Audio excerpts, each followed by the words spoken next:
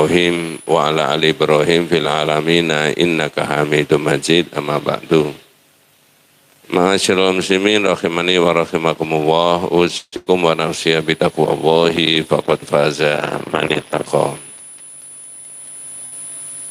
Ibu-ibu, bapak-bapak, adik-adik para jamaah rahimakumullah.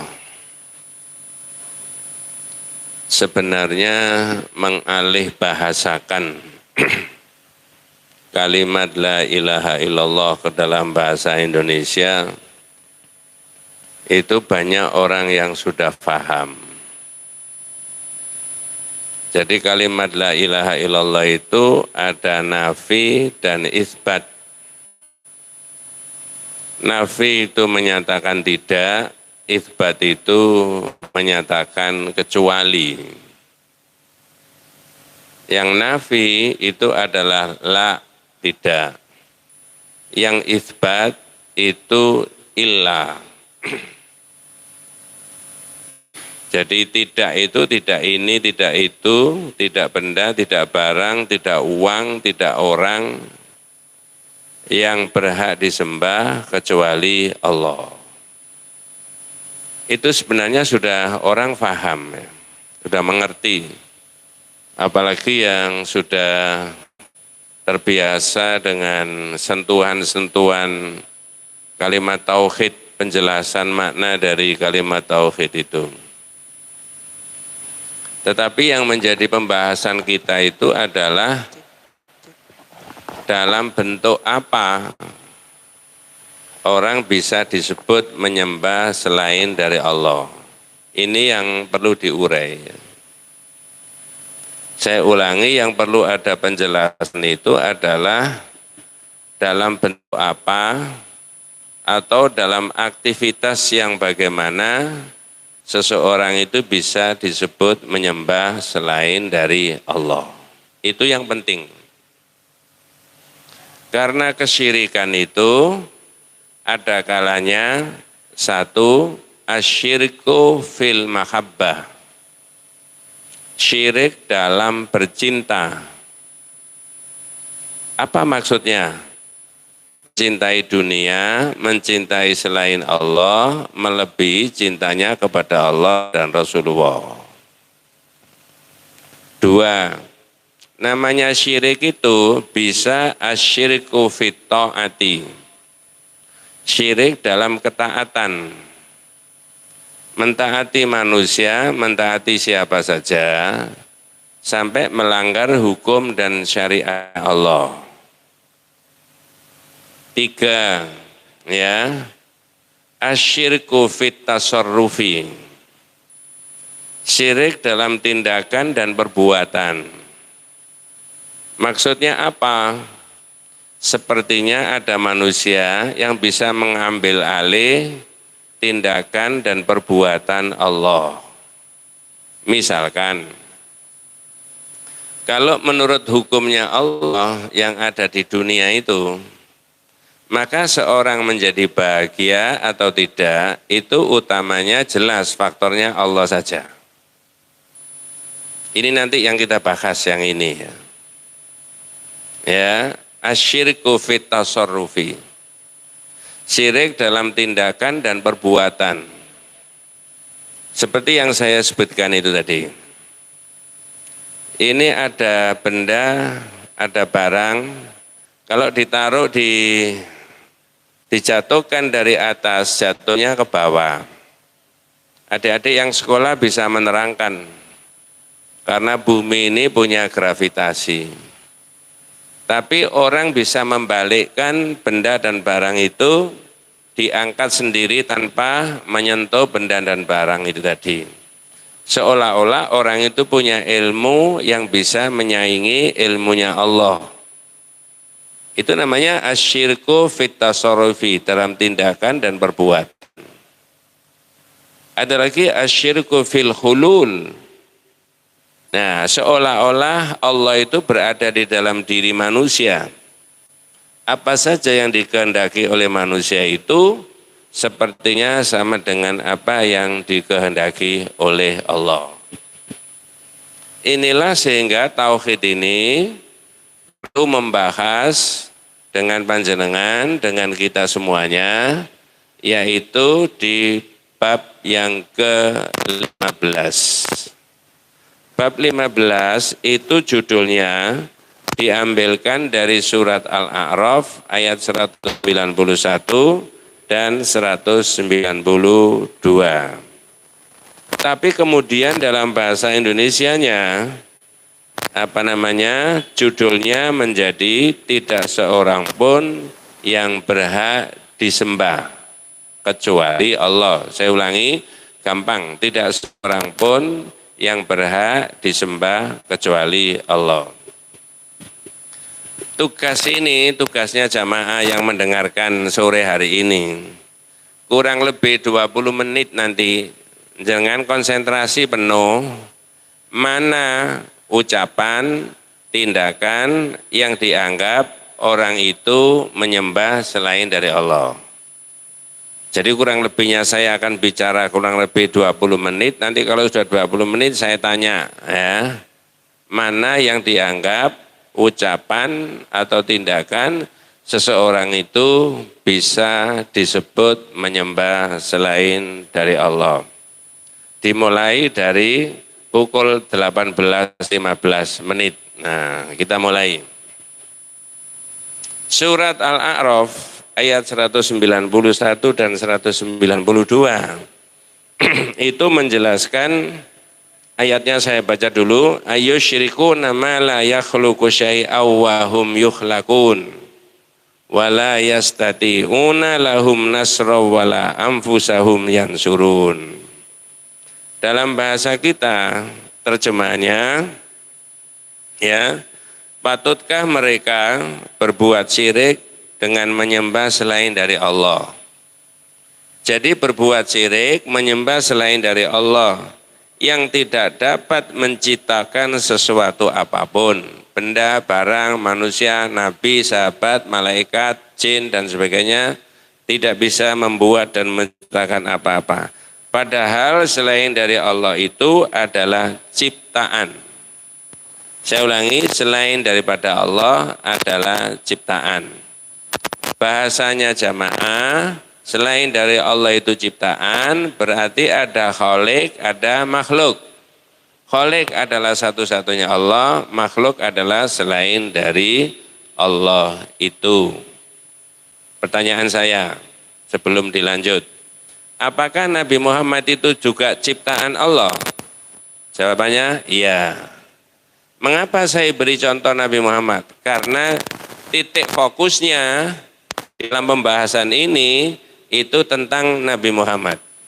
Ya, fokus dari pembahasan itu yaitu tentang Nabi Muhammad. Dalam bahasa kita, dan sesembahan-sesembahan selain dari Allah itu tidak mampu memberi pertolongan kepada orang-orang musyrik. Ya, itu bukan hanya lafal ayat ini musyrik dalam arti zaman jahiliyah semata-mata, bukan. Termasuk dalam periode-periode setelah jahiliyah. Bahkan termasuk sampai 2023. Ya. Tidak menutup kemungkinan nanti sampai 2024 dan seterusnya dan seterusnya. Makasih. Kemudian ya, sesembahan-sesembahan tadi selain dari Allah tidak mampu memberi pertolongan kepada orang-orang musyrik dan kepada diri mereka sendiri juga tidak bisa memberi pertolongan. Tolong saya dan kita semuanya memberi pengertian yang serius berkaitan dengan ayat itu tadi. Selain Allah, Nabi sekalipun tidak bisa memberi pertolongan. La yakhluqu syai'an, tidak bisa menciptakan apa-apa. Bala yastati'una lahum nasran, tidak bisa memberi pertolongan, wala anfusahum surun, dan tidak bisa memberi pertolongan terhadap diri mereka sendiri, termasuk Nabi, tidak bisa.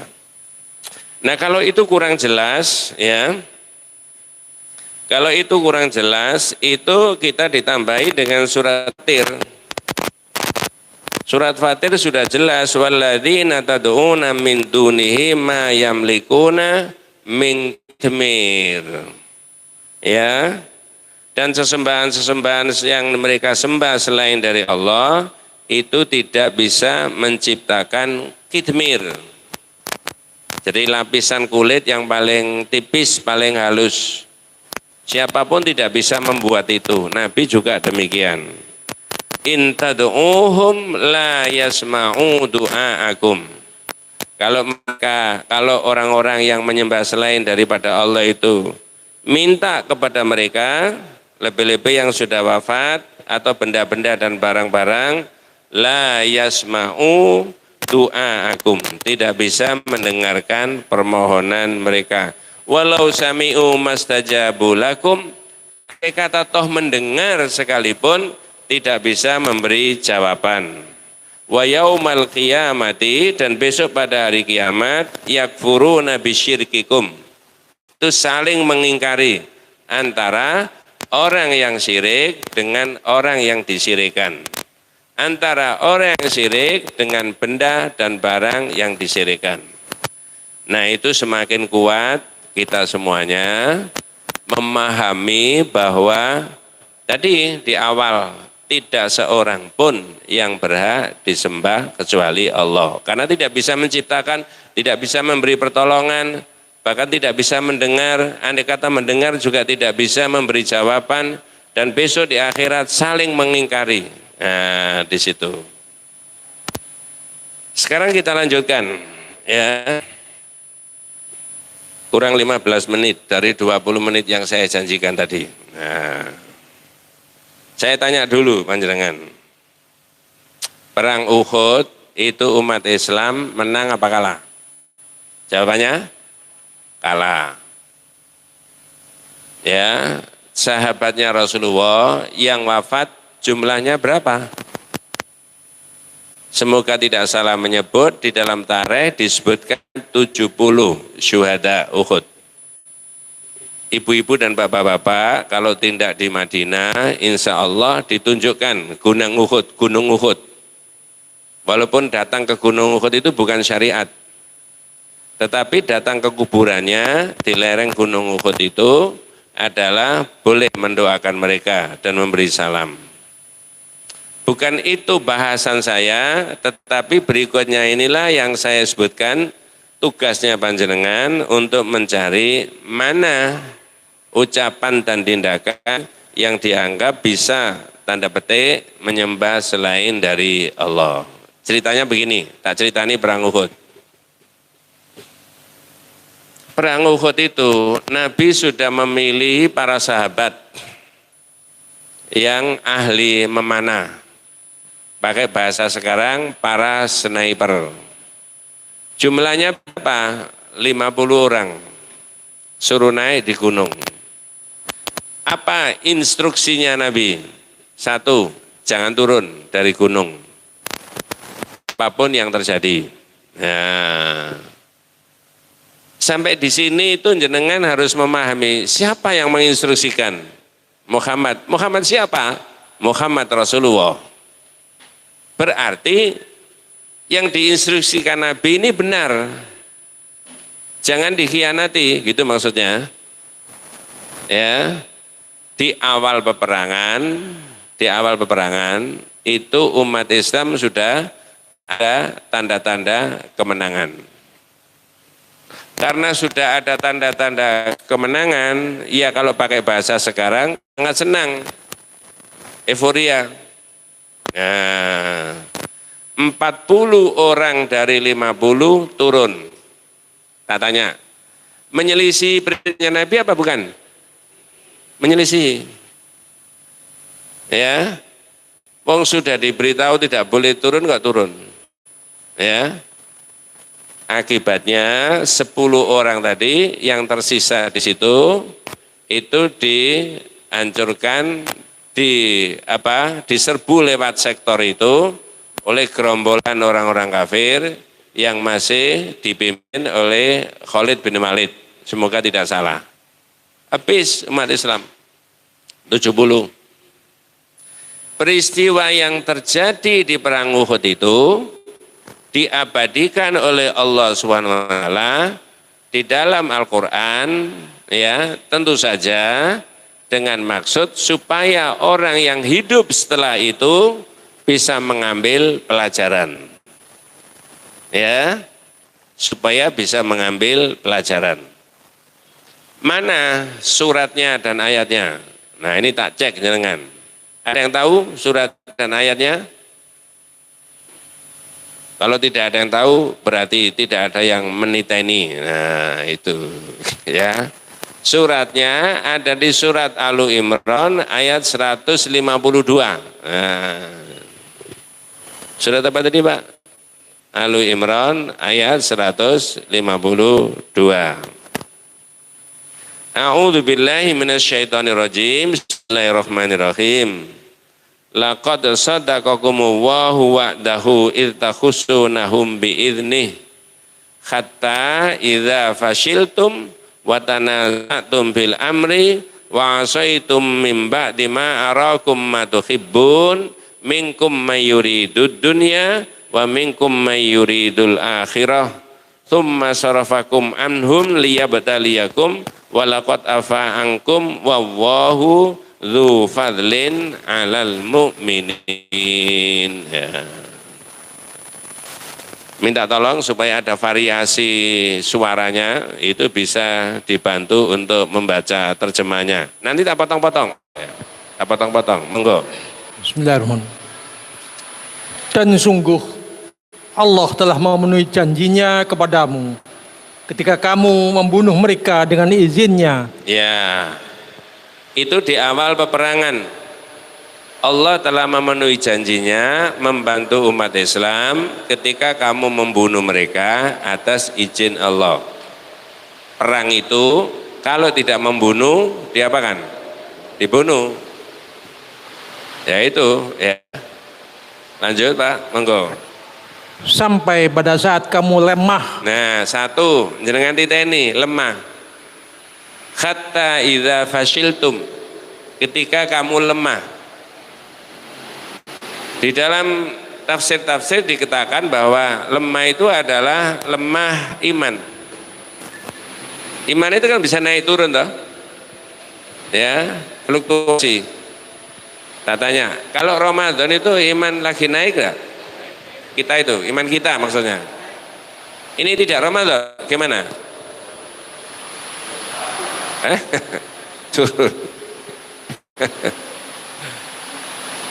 Ketika kamu lemah, hatta idza fashiltum, satu kelemahannya itu.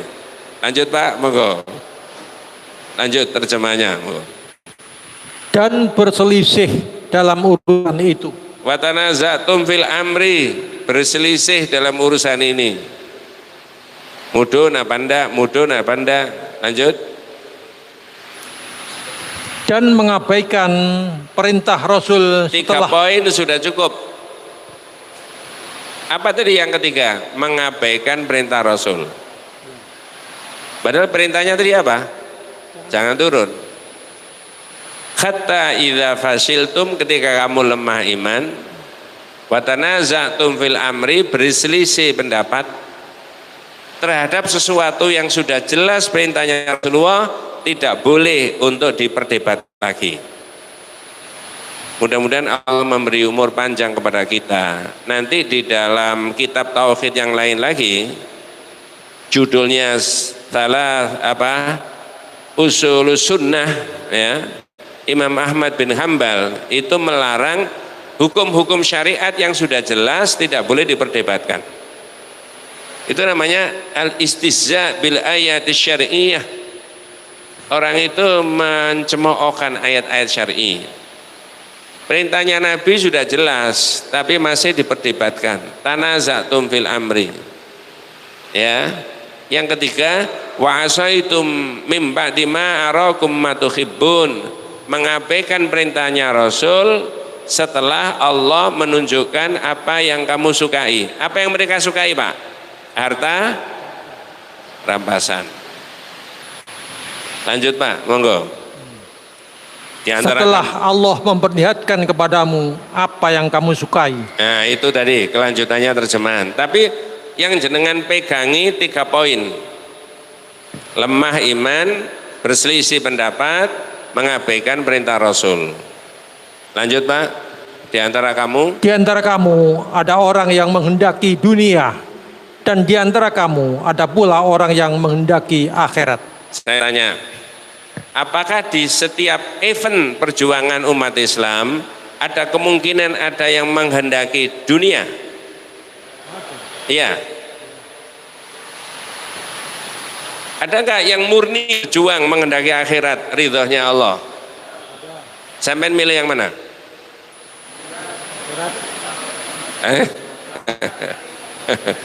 Minkum mayyuridu dunya wa minkum mayyuridul akhirah. Di antara kalian ada yang menghendaki dunia dan di antara kalian ada yang menghendaki akhirat. Ini sudah pecah pikirannya umat Islam itu, kekuatannya itu. Ya, tak potong dulu, tak selipkan. Maka ada tokoh Islam nasional di Indonesia mengatakan, mohon maaf ini bukan politik ya, sebenarnya umat Islam Indonesia itu bisa menentukan siapa presidennya. Mengapa?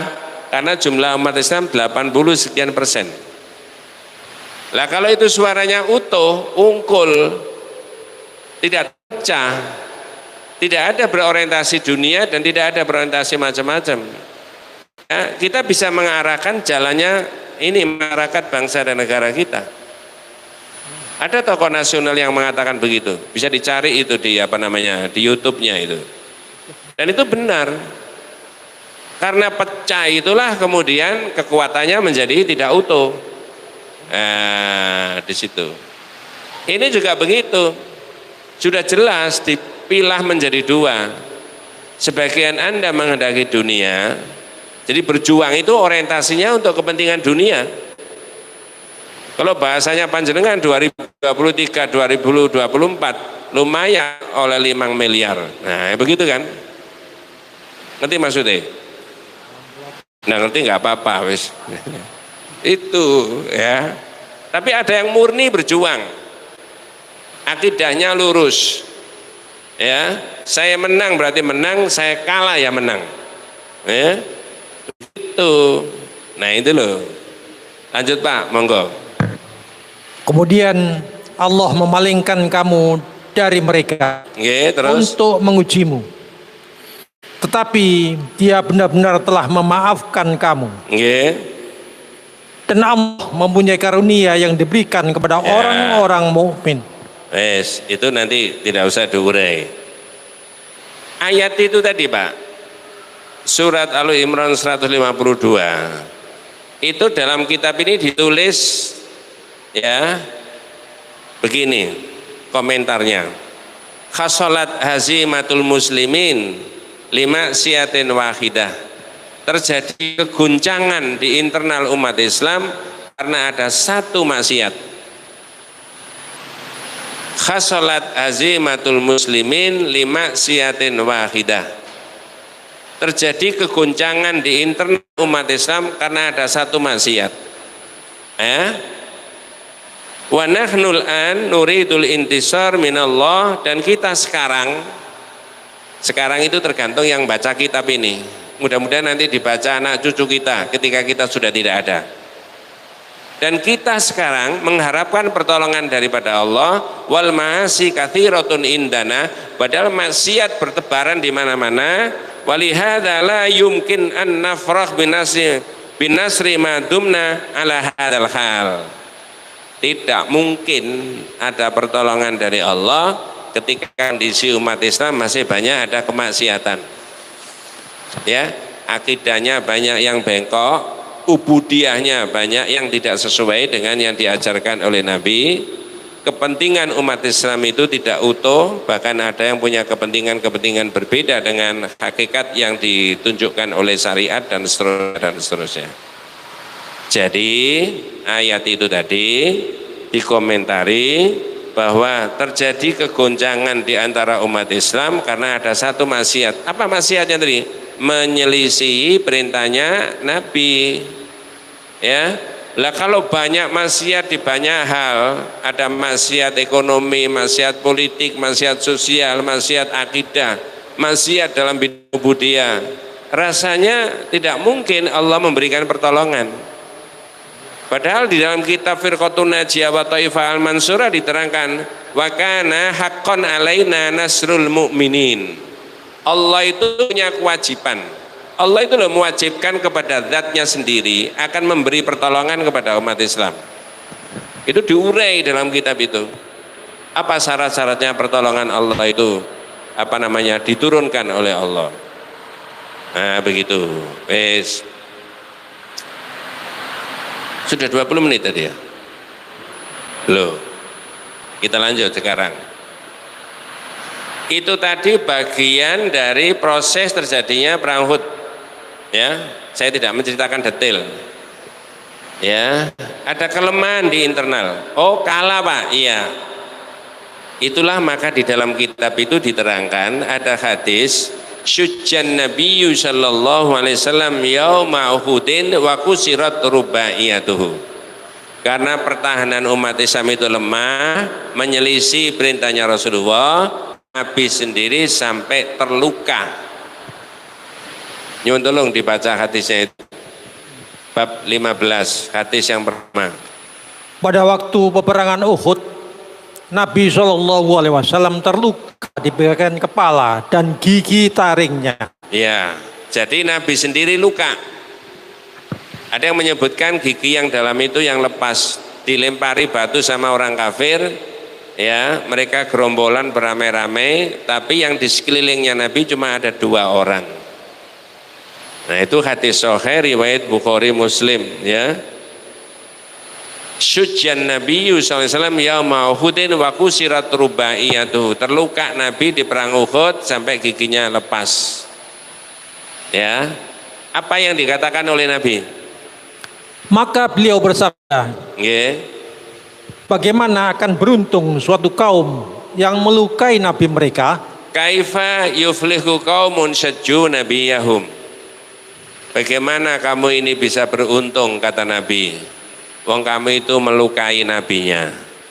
Itu kalau diurai Pak, akibat kamu menyelisih perintah Nabi, ya, sehingga nabimu sampai luka, akibatnya apa? Kamu tidak akan beruntung, kamu tidak akan bahagia, kamu tidak akan memperoleh kebaikan akibat dari melukai Nabi.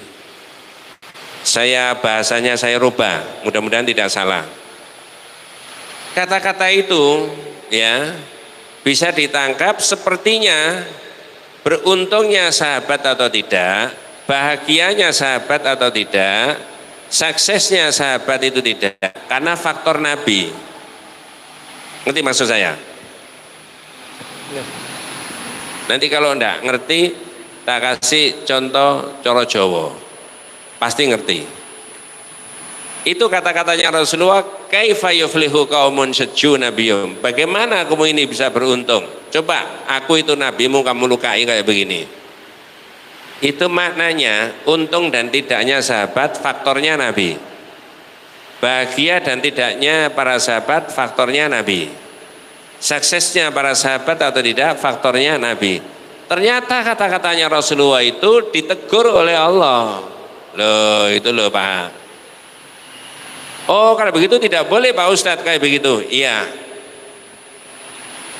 Apa tegurannya Pak? Monggo.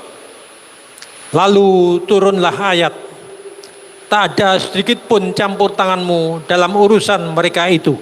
Itu kalau jenengan teruskan ayatnya, laisa laka minal amri syai'un aw yatuba alaihim aw yu'adzibahum fa innahum dzalimun. Muhammad, tidak ada sedikit pun campur tanganmu dalam urusan ini. Orang yang memperlakukan kamu seperti itu orangnya tobat, terus tak terima tobatnya, urusan saya, kata Allah. Atau mereka itu tak siksa karena mereka zalim, berbuat salah, itu juga urusan saya, bukan urusanmu. Berarti Nabi kita Muhammad SAW itu kalau salah ditegur nggak sama Allah? Ya.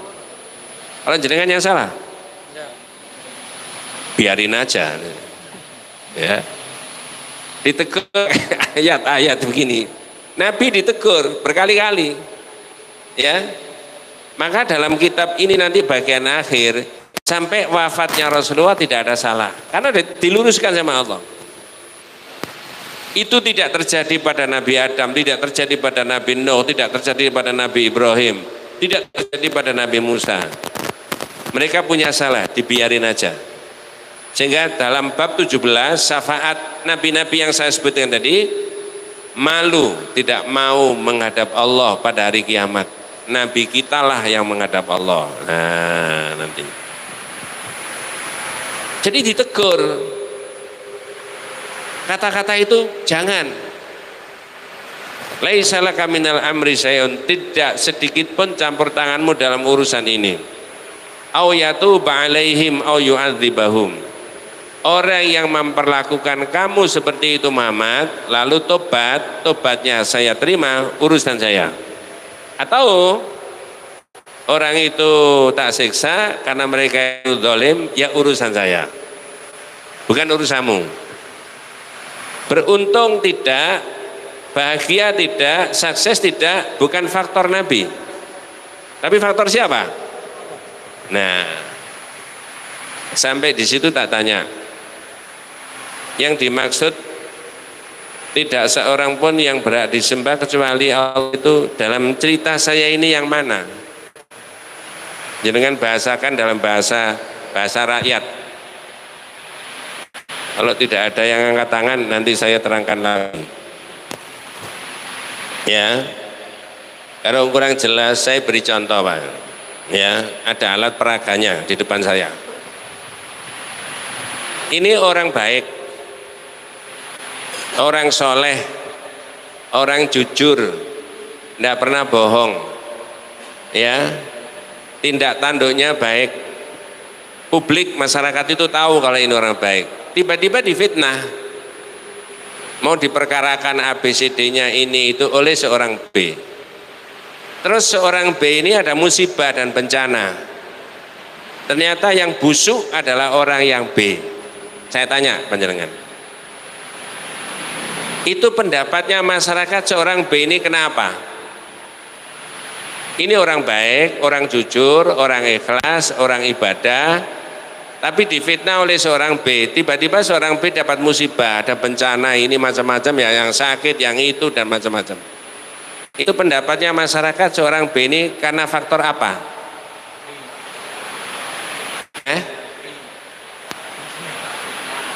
1, 2, 3, 4, 5, masa nggak ada yang bisa jawab? Ya itu tadi Pak. Kualat siapa? Ada nggak pendapat itu di masyarakat? Ada. Sampai ini ikut sependapat kayak begitu? Enggak, itu mulai kemarin baru saja.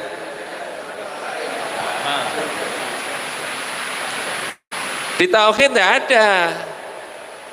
Kalau seorang ini ada musibah dan bencana, naudzubillah min dzalik, karena faktor seorang A, itu seolah-olah orang A ini bisa membuat dia sengsara.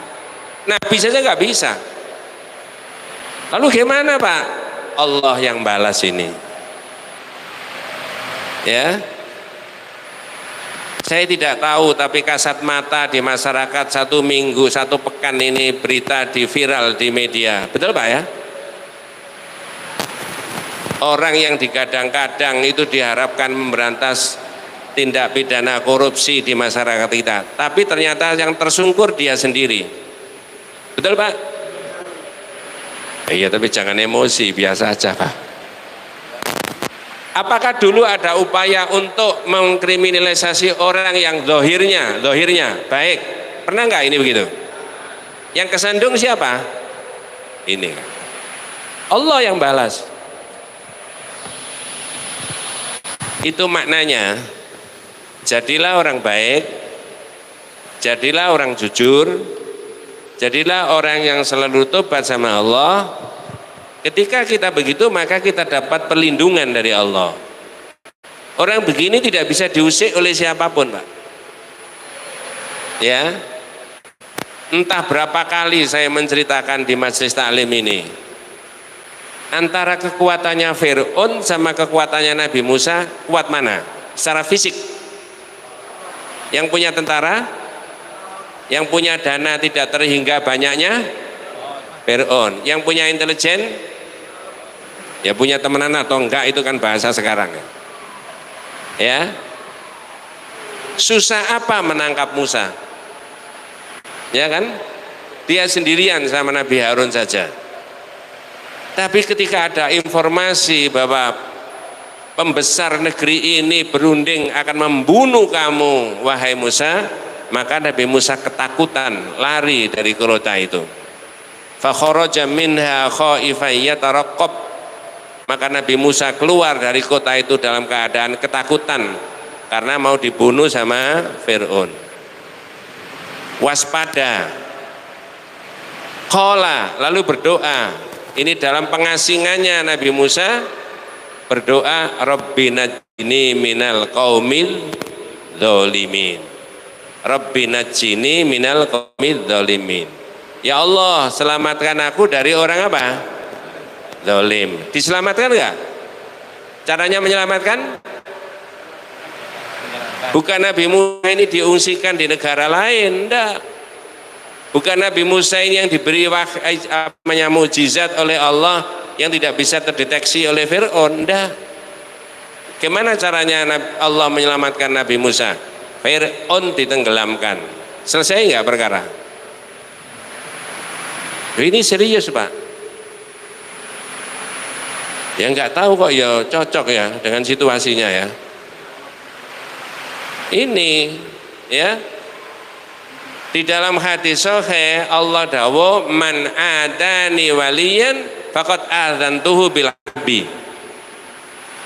Siapa yang menyakiti waliku, orang terdekatku, orang solehku, orang itu ngajak perang sama saya, kata Allah. Dan harus yakin kalau ini baik dan seterusnya. Lalu seorang A, seorang B mau membuat kesengsaraan seorang A ini, nanti itu musuhnya Allah. Tiba-tiba seorang B ini kena serangan jantung misalkan. Apa seorang A bisa nyerang jantungnya ini? Nggak bisa. Siapa yang membuat begitu? Nah, ibu-ibu, makanya panjenengan dan saya tidak boleh ndawuhi putranya, nduk, le, aja wani-wani wong tuwa nak, wong tuwa ngono. Ada orang ngomong gitu? Seolah-olah naudzubillah min dzalik, sengsaranya anak ini direct langsung dari orang, tidak bisa. Kalau orang tua bisa membuat sengsara, berarti logikanya dibalik orang tua juga bisa membuat bahagia. Tolong dicocokkan di surat Al-A'raf ayat 188. Ya. Itulah ada pembahasan ini, tidak seorang pun yang berhak disembah kecuali Allah. Dalam bentuk apapun tidak boleh, termasuk dalam ucapan itu. Ya. Nah, doanya Nabi Musa itu diadopsi oleh adik-adik sekarang di masjid-masjid itu. Tentu saja bukan Masjid An-Nur di sini. Apa doanya? Ya. Wa asyghili dzalimin bidzalimin. Terusnya, wa akhrijna min bainihim salimin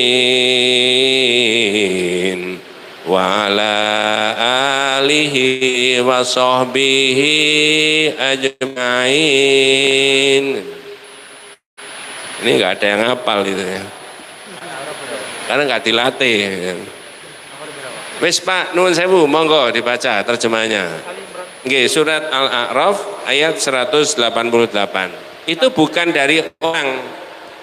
Nabi Muhammad sendiri tidak bisa membuat kebahagiaan dan kesengsaraan, kecuali kalau Allah yang menghendaki. Monggo. Ya. Qul la amliku surat Al-A'raf ayat 188. Qul la amliku li nafsi naf'a wa la dharra illa ma syaa Allah. Monggo Pak. Katakan Muhammad.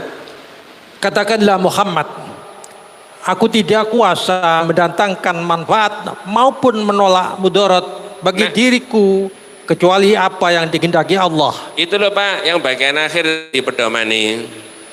Aku tidak kuasa mendatangkan manfaat, aku juga tidak kuasa menolak madharat dari siapapun kecuali kalau Allah yang menghendaki. Sampean dapat musibah itu Allah yang menghendaki, bukan saya. Saya nggak bisa membuat orang sengsara, membuat orang bahagia. La amliku li nafsi naf'a wa la dharra illa masya Allah, kecuali kalau Allah yang menghendaki. Makanya kalau ada orang yang begitu, yang tidak baik tadi, ya mohon maaf, naudzubillah min dzalik, selalu memusuhi umat Islam, serahkan aja kepada Allah. Tidak mampu jenengan melawan, Nabi Musa nggak mampu melawan, serahkan sama Allah. Nabi Muhammad tidak mampu dalam perang Badar, serahkan sama Allah. Ya. Nah itu loh tauhid itu di situ, ya. Lanjut Pak, monggo. Walau kuntu a'lamul ghaib lastakthartu minal khair wa ma masani yasu, monggo. Sekiranya aku mengetahui yang gaib, niscaya aku membuat kebajikan sebanyak-banyaknya. Yes, ini gampang. Nabi sendiri tidak tahu yang barang gaib, tidak tahu. Besok yang akan terjadi juga tidak tahu. Wa ma tadri nafsum madza taksibu ghada. Manusia tidak tahu apa yang akan dikerjakan besok. Tapi merencanakan boleh? Boleh. Kalau Nabi tidak bisa membuat kemanfaatan, tidak bisa menolak kemadharatan kecuali yang dari Allah, dan Nabi juga tidak tahu yang gaib, sebenarnya Nabi itu siapa? Monggo. Aku hanyalah pemberi peringatan. Terus? Dan pembawa berita gembira bagi orang-orang yang beriman. Iya. Ada tambahan hadis lagi, ya agak panjang tapi tak potong aja. Ketika Rasulullah menerima ayat Al-Quran, wa anzir ashiratakal aqrabin, Muhammad peringatkan kepada keluargamu yang terdekat. Saya ulangi, ketika Nabi Muhammad diperintah Allah untuk memberi peringatan kepada keluarganya yang terdekat, jalur-jalur yang dipanggil adalah ya ma'syara Quraisy, orang Quraisy, ya Abbas, pamannya sendiri, ya Sofia, bibiknya Rasulullah, la ughni ankum minallahi syai'a, aku tidak bisa membela Anda dari murkanya Allah. Terakhir putrinya sendiri Fatimah, ya Fatimah, salini min mali ma syi'ti fa la ughni anki minallahi syai'a. Fatimah, kalau perkara harta benda, kamu minta bapak berapa saja diberi. Tapi saya, bapakmu yang diangkat Allah sebagai nabi, tidak bisa membela siksanya Allah yang ditimpakan sama kamu. Nah, di situ. Makanya kalau orang mau jadi pemimpin yang sukses, ikuti polanya Nabi. Apa polanya Nabi? Anak tidak diistimewakan. Ya. Yang jadi nabi ya, bukan kamu. Nah, terus jenengan teruskan. Yang jadi, kita tutup dengan doa kafaratul majelis. Subhanakallahumma wa bihamdika asyhadu an la ilaha illa anta astaghfiruka wa atubu ilaik. Assalamualaikum warahmatullahi wabarakatuh.